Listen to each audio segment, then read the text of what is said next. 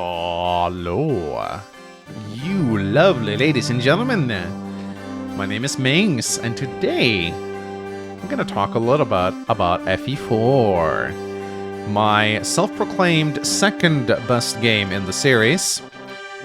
I recently did another playthrough of FE4 in an Iron Man style. I'm doing a gauntlet where I try to Iron Man every single game in sequence. Currently on Tracia, which means I completed FE4, spoiler. And a lot of people probably want to know if my opinions have changed on FE4 after replaying it. I did full story, I did both generations. Have my opinions about FE4 changed? Yes and no.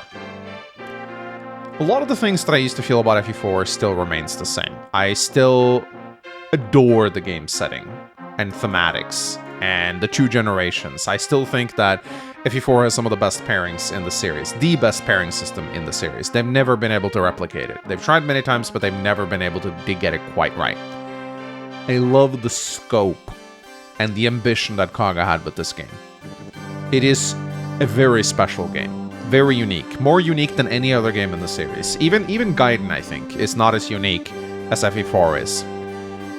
And yet, Kaga never tried to replicate this style of game, and we have yet to see a modern Fire Emblem game even come close to doing what FE4 tried to do. They tried it a little bit with Three Houses, and part of me thinks that Three Houses was actually supposed to be a lot more similar to FE4 when they started it, but I think that they eventually veered away from that path. I think the crests, the minor and major crests and Three Houses is an indication that they were really trying to replicate the Holy Blood system. And I think they may have even debated having two generations and child units. But I think they instead decided to go with a time skip. And as a result, the holy weapons in Three Houses and the minor and major quests, they kind of fell a little bit to the wayside. But it's just a fun little theory I have, that I think Three Houses was actually supposed to replicate FE4 a lot more. But I don't really know what. It's just a theory anyway. But FE4. It is a game that is still very dear to my heart. I have a massive emotional attachment to this game. It was the second game that I played on the cartridge after FE3, playing it in Japanese with my Japanese-speaking friend. And it was one of the games that really made me into a diehard fan. I adore the characters of this game so much. The settings, the theme, the story, the mythos, I think is the strongest Fire Emblem has ever been. But in terms of the actual game itself, yeah, I will say on this playthrough, the cracks did start to show a little bit for me. The first thing I want to talk about is the story. Now, a story is only as good as its translation, and there are a lot of translation patches for FE4. There is the old, outdated one that most of us grew up with, and then there is the rather modern one called Project Narga, and then there is an even more modern one called Little Nordion.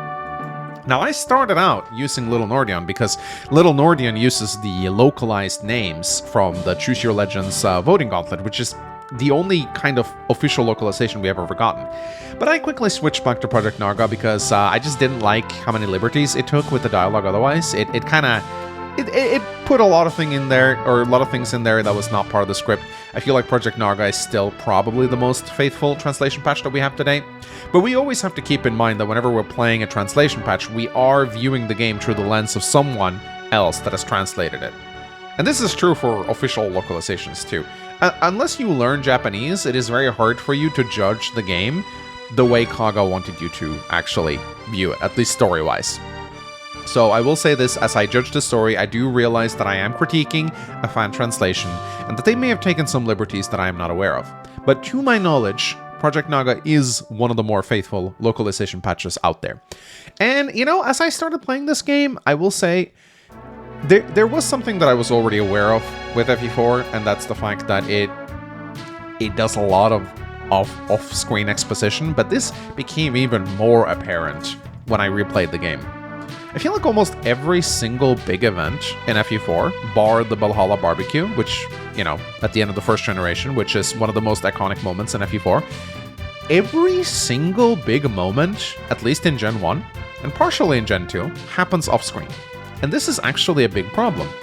You know, the whole event where Prince Kurth is assassinated, which sets off the whole chain of events, we never get to see any of it. We get to see Kurth once, at the start of the narration, and then we never see him again. And I think FE4's lack of cutscenes is its biggest detriment, because there's so much going on in this world, and yet you don't really get to see any of it. After each chapter, there's an old guy coming in, who I call Mr. Exposition, and he comes in and he narrates to Sigurd all the cool stuff that happened off screen while you were busy fighting bandits. And only towards like the end of Gen 1 do you actually get to see some of the consequences of those things. And I will say that is not good. I made a lot of fun of treehouses for this, and I feel like I should also be equally critical of FE4 in this regard. FE4 does a lot of off-screen exposition, and that is one of its biggest issues. Say what you will about FE3, at the very least, I mean, you do get a lot of exposition there too, in the form of like the honorary story, but you actually get to see what happens in front of you. You don't just get told about everything that happens. It's like when Arden shows up, he does try to kill you. It's not like someone just shows up and talks about how Arden got possessed by the Dark Sphere. You actually get to see it. So, while I still adore the theme of FE4, I will say that its story is not as good as I remember. It is far worse than I remember. It is still up there with the best Fire Emblem stories ever told, because, let's be real, Fire Emblem has never had great story. Like, if you want great stories, you shouldn't be playing Fire Emblem. The reason we play Fire Emblem is for the gameplay and the characters and the gorgeous music. The story has never been the main draw of Fire Emblem, and I don't think it ever will. And I think, you know, I will say I am guilty of this. I have placed the story of FE4 up on a pedestal, saying it's like this masterpiece that is just so wonderful. And it's not. It's not. It is a lot less epic than I remember. So I will say this. And I've also, there's also another thing I'd like to point out, and that's the fact that compared to Gen 1, Gen 2 kind of sucks. Gen 1 is where all the interesting things happen. Gen 1 legitimately feels like a political intrigue. It really does feel like the world of Granville is ever changing. There's multiple players behind the scenes. A lot of stuff is happening. When you play as Sigurd, you kind of feel a sense of unease as you go through the story, hearing about all these political ploys that are happening in other places of the world. And you can't help but feel that you're just some knight in a kind of like a Game of Thrones style universe where everyone has an agenda. And I think that is conveyed beautifully in Gen 1. In Gen 2, however, all that kind of goes away. There's no more political intrigue, there's no more plots. It is literally just Seliph bulldozing his way through the evil empire, cruising to the finale, where he wins heroically and becomes the savior of the world. Seliph very much is a Mary Sue, and he's set up to be one, and I don't really feel like he ever struggles. Say what you will about FE5. Leaf's journey through FE5 really feels like a hard-fought struggle. You do really feel like you're a bunch of nobodies going up against an elite force. And only towards the end do you really start to feel the power of your forces. In FE4 Gen 2, your kids already start out insanely strong, and they will only get stronger from that point on. And there are obviously some threats that they face. I'm not going to say it's all bad, but my goodness, the story of FE4 Gen 2 never makes me feel like I'm on the back foot. I feel like I was part of a eugenics program. I created some absolutely overpowered kids, and those kids are just bulldozing their way through Drugjaw, just killing everything in their path. And the story is pretty much Lewin shows up, he tells Seliph about how he needs to stop whining and just keep killing the Empire. Then he gives Seliph some exposition about, Seliph, actually the Lopterians are not all that bad, Seliph. And then he goes right back to being like, Seliph, kill them. Don't feel bad, Seliph, they're evil. You gotta kill them, Seliph. And it's pretty much just Lewin narrating everything to Seliph from that point on. Gen 2 is very weak compared to Gen 1, and I think that is FE4's biggest flaw. Another thing I noticed about Gen 2 is just how rushed it is. It is an incredibly rushed generation. The final map has so many flaws in it. People not having holy blood, battle quotes being copy-pasted. It is an absolute mess. You could really tell that they were stretched for time at the end of the second generation. And that is very noticeable to me now that I play. Now, in terms of gameplay, FE4 is pretty much exactly what I remember. I have never sugarcoated FE4's gameplay as being this amazing, like, absolutely engaging Fire Emblem gameplay. Like, it isn't. I am strangely fond of it, though. I find it pretty comfy. I don't know if that's a good word to describe it, but I do. I like sending in my units fighting these squads of enemies. I don't know why. I find FE4's gameplay pretty endearing, even though I will say it does drive me mad with how much walking there is between castles sometimes. A map that I think is pretty much peak Gen 1 and a map that I always appreciate every time I arrive there is Chapter 3. I think Chapter 3 is probably as good as a FE4 map gets. It doesn't feel overly long. There's stuff going on in all corners of the map. You get attacked from multiple sides. I do actually think it would have been more fun if the whole thing with the Ogahill pair pirates actually happened at the same time as the Eldigan thing. That's the only criticism I have, because after you fight Eldigan and you defeat Chagall, then the Ogahill pirate starts attacking you, and it feels kind of boring because they're just pirates. You know, you just fought this epic Eldigan boss, and now you're just mopping up a bunch of pirates. There's a lot of them, but it feels narratively very disappointing. So I think what really could have made this into an epic map would be if you had to deal with the Ogahill pirates and Bridget and all that, while also dealing with Eldigan. Now that would have been really crazy. But I understand why they didn't do that, of course. It's a little bit too much, and I think you may be in danger of hitting the unit cap if you do that. A map that I think is absolute dog water is Chapter 2. Chapter 2 is probably the worst map in Gen 1. This map is just the worst. The way you have to ride all the way to save Lachesis, go all the way up to Macbeth, and then all the way back again, and all the way up again. It is absolutely atrocious. I hate this map. This map is absolute garbage. And a map that I thought I would hate, but that I actually ended up liking a lot was Chapter 7. Chapter 7, it gets a lot of bad rap for being a quote-unquote desert chapter, but most of it is not covered in desert at all. Actually, there's very little actual desert in Chapter 7. You see those little highlighted desert tiles in the top left corner of the map there? Those are really the only desert tiles. The rest are just plains tile. So you don't actually ever get slowed down that much. You can actually move most of your units on the grass and ignore the desert entirely. So I actually like this map a lot. There's a lot of stuff going on here. You're kind of fighting two battles at once. You have the whole thing with the Yeet Shrine up in the top left. It's actually more fun than I remember, and I'm very surprised by that, because desert maps tend to be my least favorite maps in Fire Emblem. So, but yeah, like Fire Emblem 4, it is charming. It is a charming game, and I think it's more fun than people give it credit for. If you just had a way to fast travel between castles, I think it would be a lot more fun. I think if FE4 ever does get that remake, I think just allowing you to click a button to fast travel between castles if there's no enemies on the screen, I think that would do a lot. Because that's really my biggest complaint about FE4, is that there's just too many units moving from one part of the map to another. That and the arena, of course. The arena needs to be completely reworked. The arena is broken. I think Kaga added it in because there's not enough experience on the map to level up most of your units. So I think it was a bit of a band-aid solution for him to allow everyone to arena. Because it's really the only way you're going to cap out your units, right? If you don't use the arena, your units are hardly going to reach promotion. Not all of them, at least. So I think maybe enforcing a deployment limit, you can't send everyone out of the castle, or limit the arena. I think it is a very needed change if FE4 ever gets remade.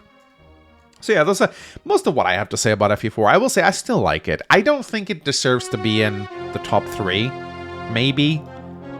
I think maybe it deserves to be a little higher up the list than that. And I will remake my list video eventually, don't you worry, guys. But I do think that, again, FE4, it's not as good as I remember, but I still find it very charming, if that makes sense, you know? And of course, let's talk about some units I changed my mind on, or some units that kind of stood out to me this playthrough. So I'm going to do 3 units from Gen 1, and then I'm going to do 3 units from Gen 2. I think that is a good way to do it. So the first unit that I would like to talk about is none other than Sigurd himself, right? So Sigurd gets this rap as this unit that completely trivializes Gen 1, and he certainly can be that way. It is not hard to solo Gen 1 with Sigurd. It never was.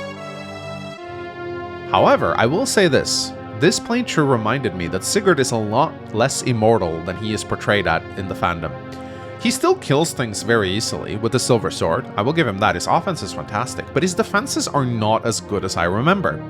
In Fire Emblem 4, you face big squads of enemies at once. Unless you want to lure them in little by little, if you want to deal with the whole squad at once, you really need to have like close to 20 defense. If you have like 20 plus defense in Fire Emblem 4, you are usually capable of dealing with whole squads of enemies by yourself, but Sigurd cannot reliably do this, not without a bunch of like support stacking or forest avoid stacking. You can't send Sigurd bulldozing into a bunch of units on his own, unless of course you've tainted him, you've given him every single ring. Like there is a way to make him unkillable, but in an Iron Man format, and especially a format like this, where I have to go back to the start if I fail, I could not risk using Sigurd in this way. Now, I know that I'm not playing the game as Kaga intended, but I still think it's interesting to note that Sigurd is actually a little squishy in the mid-game. One thing that is of note with Sigurd is that his resistance stat is absolutely abysmal. He's got a 5% growth in res, 3 base. His resistance will stay in the single digit throughout the entire game. Even if you put a barrier ring on him, mages will still threaten his life. There was at least once during my playthrough where a squad of mages attacked Sigurd, and I was absolutely baffled by how much HP he was losing for each of those attacks. And so again, Sigurd, he's not that unstoppable titan that he's described at. He is good. He probably might even be one of the best lords in the series, even like next to guys like Robin. But I think people overestimate just how tanky he is, because most people, if Sigurd dies, they just load a save and they just continue. But he can't reliably solo the game in an Iron Man format. He cannot, and he can also get stat screwed. It happened to me. I had a very weak Sigurd. He never felt that impressive to me, and even after he got... Like, I didn't even repair the tier thing. I didn't even get the tier thing. His dad died before I could get to him. But even if he had gotten the tier thing, I don't think he would have done much with it. Because if Sigurd's stats are not great, it doesn't really matter that much. You're not going to be fighting Longbolt and Raptor with him if he sucks, right? So, Sigurd, not this Titan, at least not for me. Now, I do want to talk about one unit. Speaking of like 20 plus defense, Arden! Arden is hailed as this like worst unit ever in Fire Emblem. He's the joke unit. Everyone makes fun of him. Oh, worst unit in the Fire Emblem? Must be Arden. Doesn't have a horse. You know what? I think Arden gets too much crap. I think Arden is actually a much more useful character to have around in Gen 1 if you give him some experience. And it is not hard to give him experience. Give him some kills here and there, get him a better weapon, maybe give him the Brave Sword that Holin and Lex gives to Ira. Keep the Pursuit Bracelet on him. He gets it for free. Maybe put a Speed Ring on him. He can kill things, and once Arden gets to like level 15 and eventually promotion, his defense will go over 20. And when that happens, he'll become an absolutely unkillable tank, and he can take on whole squads of enemies. And because he doesn't kill them, or he doesn't usually kill things, he leaves them on low health for your other units to come in and swoop them up. I think if I were to recommend FE4 to a new player, and I recommended in some units to train, I would actually say, you know what, invest a little bit into Arden. He's not that bad to have around. I know that's a bit of a meme, but for newer players, having a high defense unit around can actually be very nice. So, again, I don't think Arden's like the best unit in FE4 or anything like that, but what he does do is he tanks, he gets over 20 defense, which allows him to deal with large groups of incoming enemies, which FE4 has a lot of. And then he's also great for just leaving on the castle in case there are some maps where your castle does get attacked and he can defend it pretty well. So Arden, he's not the big joke unit that everyone says he is. He can actually be viable if you train him. But yes, if you do an LTC and you just use mounted units, yeah, sure, he's not going to be that impressive. But mostly, I'm thinking for newer units. Now, there is one unit that does everything Arden does, but better. That's, of course, Lex. I always knew Lex was good, but I think replaying this game made me realize just how broken Lex really is. Lex isn't just broken, he trivializes Gen 1. Because of his Paragon and the secret event that gives him the Brave Axe, I think if he didn't get the Brave Axe, he wouldn't be as good. He'd be more like Johan in Gen 2. But because he has Paragon and the Brave Axe, he just snowballs out of control. You can get Gen 2 promo in, like, Chapter 2, if you want. And because he too, like Arden, gets like a defense stat over 20, he gets to a point where enemies just deal like 1 or 2 damage to him, and he can just take out entire squads so easily. Yeah, there are mages walking about, but very rarely in FE4 do you meet too many mages at once, so it's usually easy for Lex to avoid them. But more than anything, I absolutely hate this notion that the Brave Axe like cannot be passed down. It actually can. When Lex gets kills, the Brave Axe, sure, he can't pass it directly down to a kid, but what he can do is just accumulate kills on it, and then when it drops from the boss in Chapter 6 in Gen 2, it retains its kills. So there is no need to like hold back on Lex's Brave Axe. I hear this a lot, like, oh, his Brave Axe can't be passed down, or it's not bad to get kills on. No, it absolutely can. It gets passed down to whoever kills Schmidt in Gen 2, which is the first chapter of the gen, by the way. So you can just go ham with Lex, get a Brave Axe with like 99 kills, pass it down, give it to Johan or Javier, and they'll go nuts with it. Or like some other units that can wield Axes and promo. So again, everyone knows Lex is broken, but replaying this game just reminded me of just how broken he really is. He absolutely trivializes Gen 1. Alright, moving on to Gen 2. I'm going to talk about 3 units. 2 units that I kind of didn't like as much, and then 1 unit that I started to appreciate. Obviously, pairings matter, but the 2 first ones are not pairing, or they're not paired kids, so to say. So the first one I want to talk about is Oifey. I don't know why, but I always think that Oifey is this like broken-ass unit that trivializes Gen 2, but he really isn't. Actually, I was very disappointed with Oifey in my run. I will say, I do tend to save the best weapons for the kids, so maybe it's just that I didn't give Oifey much to work with, but his offense really disappointed me. He was rarely able to kill anything consequential, and while his base defense of 17 is solid, it isn't as solid as you might think. I almost lost him several times, and I did end up losing him in, I think, in chapter 10 or 11.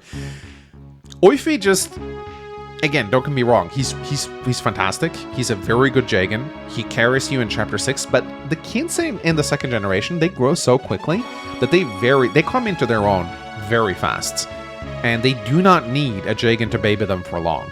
The only thing that I would consider Oifey really good at is dealing with Schmidt and his Axe Knights in Chapter 6.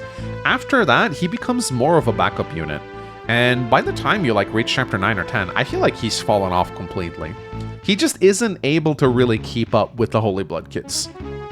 Again, I'm not saying that he should. I think it's actually a good thing that a Jagan works this way, but when people talk about Oifey, I often feel like they talk about this insane Titania style unit.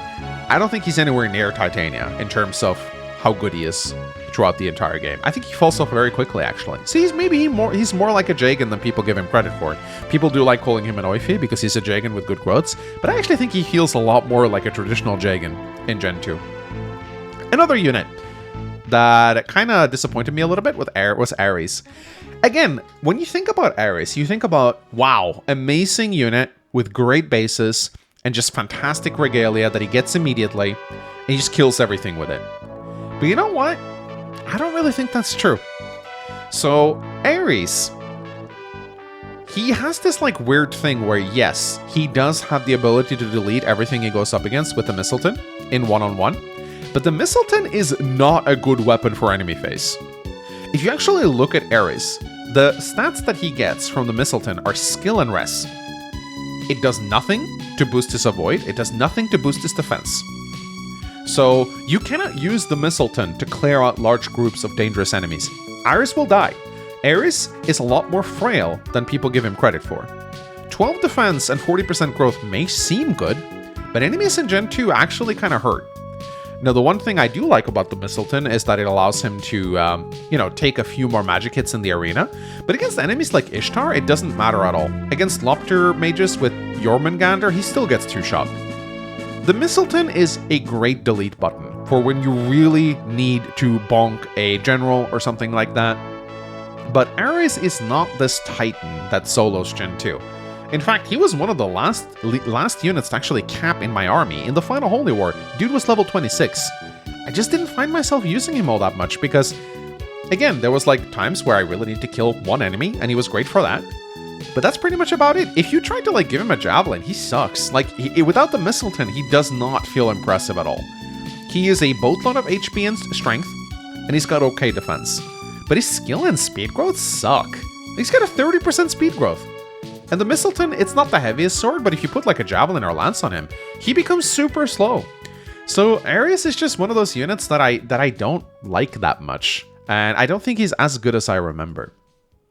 Now, the last unit I want to talk about is a child unit. It is Sed. So Sed is an interesting one because I think someone kind of sabotaged me a little bit by having Arden pair up with Erinris. Although it did produce a pretty decent fee, I guess.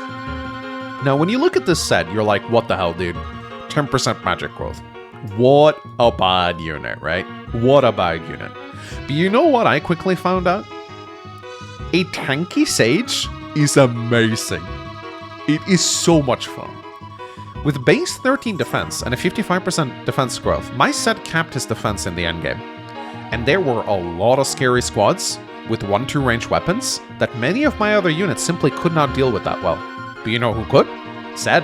Now, he wouldn't always kill what he attacked, with his magic almost never increasing on its own, and no promo bonuses. His attack would stay around 30 for most of the game, which isn't actually enough to kill a lot of endgame units, unless he procs like 2 adepts, which is unreliable. But what Sed did do was that he provided solid 1-2 range, and a defense stat over 20. And because he was Arden Son, he also had a boatload of HP.